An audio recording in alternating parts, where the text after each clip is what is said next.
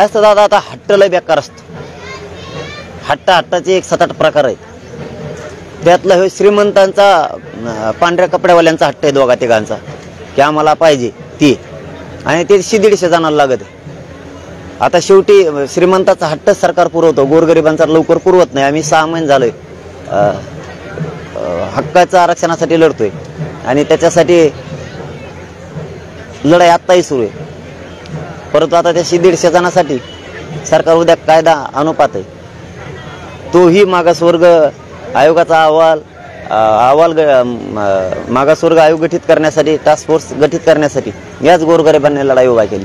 गोरगरिबांनी उलट ह्या 100-150 जणांना, 2-3 जणांना न्याय देण्याचं काम केलंय, पण या 100-150 जणांना गोरगरिबांना न्याय देण्याचं काम नाही केलं.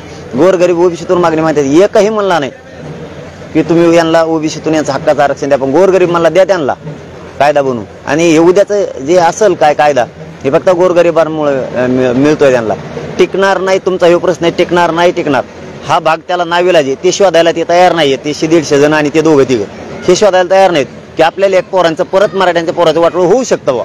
जसं मागं ECBCची वेळ झालं, पोरांनी परीक्षा दिल्या, निवड झाल्या, नियुक्त्यासाठी 3-4 वर्ष झाले पोरं लढते, 3-4 वर्ष.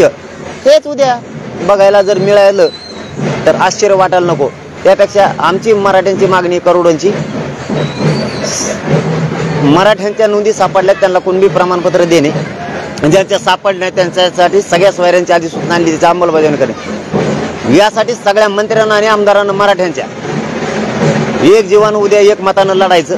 तुम्ही जर याच्या विरोधात बोलले, 50% वर द्या खालचं द्या, तर तुम्ही 100% मराठा विरोधी आहेत. मराठ्यांनी चूक केली तुम्हाला मोठं करून, ही उद्यापासून अर्थ निघणार आहे. आणि मराठ्यांची हीच भावना आहे तुमच्या आता. तुम्ही ओबीसी आरक्षण 50% आतून बोलावं, वरचं एकाही आमदार महोदयाने, मंत्री महोदयाने बोलू नये, ही मराठ्यांची भावना आहे. तुमच्या सांगण्यावरून असं वाटतंय की 20 तारखेनंतरची दिशा आहे ती लोकप्रतिनिधी विरोधात असणार आहे. आता ती 21ला ठरलं. संभाजीराजे छत्रपती असं म्हणतात, म्हणजे उद्यावर अधिवेशन